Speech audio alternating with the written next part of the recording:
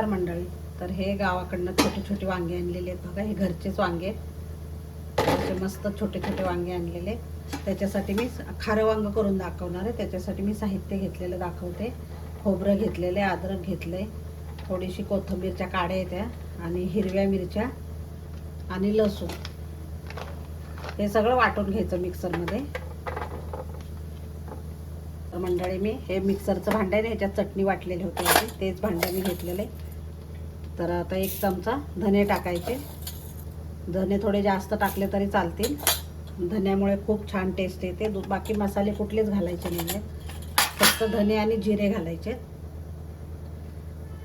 थोडेसे 1 चमचा जिरे आणि कोथिंबीरच्या काड्या, खोबरं, सुकं खोबरं आहे आणि 2-3 हिरव्या मिरच्या घेतल्या आहेत थोडंसं टेस्टसाठी. हे काही तिखट नसतं, खारं वांगे म्हटल्यावर तिखट नसतं अजिबात.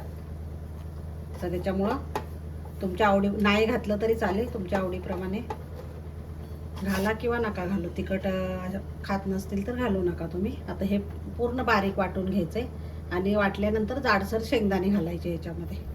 हे बघा वाटून झालेलं आहे छान. याच्यात मी अजिबात पाणी घातलेलं नाही आहे. तर शेंगदाणे घालणार थोडेसे, भिजलेले शेंगदाणे. तुमच्याकडे कूट असेल ना ते पण चालेल जाडसर. आता हे परत वाटून घ्यायचं एकदा फिरवून.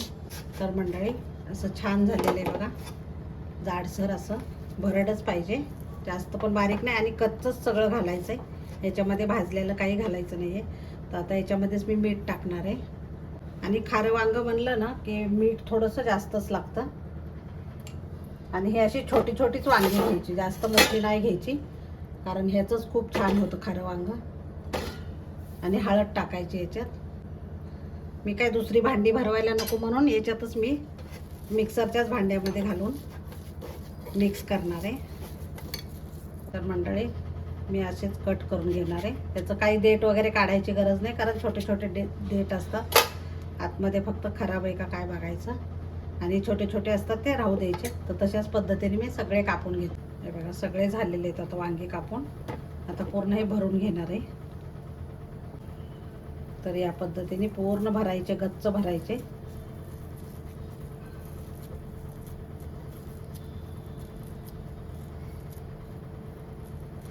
आतपर्यंत मस्त मसाला गेला पाहिजे.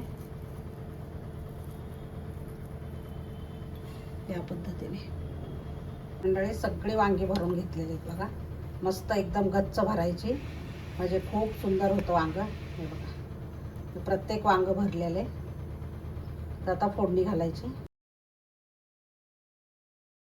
कढई ठेवलेली मी, याच्या आधी मिरचीची भाजी पण याच्यातच करून घेतलेली. कढई ठेवली, थोडंसं जास्त तेल टाकायचं. थोडे जिरे मोहरीची फोडणी द्यायची. जिरे मोहरी तडतडली की हिंग टाकायचं, थोडीशी हळद टाकायची आणि हे वांगे भरलेले आहेत ना ते सगळे टाकून घ्यायचे आणि मस्त मिक्स करायचं. ही वांगी ना कोवळी असतात, त्याच्यामुळं पटकन शिजतात. जास्त पाण्याची पण गरज नाही आहे. अगदी थोडंसं ते भांड्यामध्ये टाकून मी पाणी टाकणार आहे 1-2 मिनिटानंतर. चांगले परतल्यानंतर 2 मिनिटं मी झाकण ठेवते. आता मंडळी झाकण काढायचं आणि मस्त परतलेले बघा. त्याच्यामध्ये आता थोडा मसाला चांगला भाजला गेला आहे. त्याच्यामध्ये थोडंसं मिक्सरच्या भांड्यातच पाणी घातलेलं आहे मी आणि परत झाकण ठेवायचं.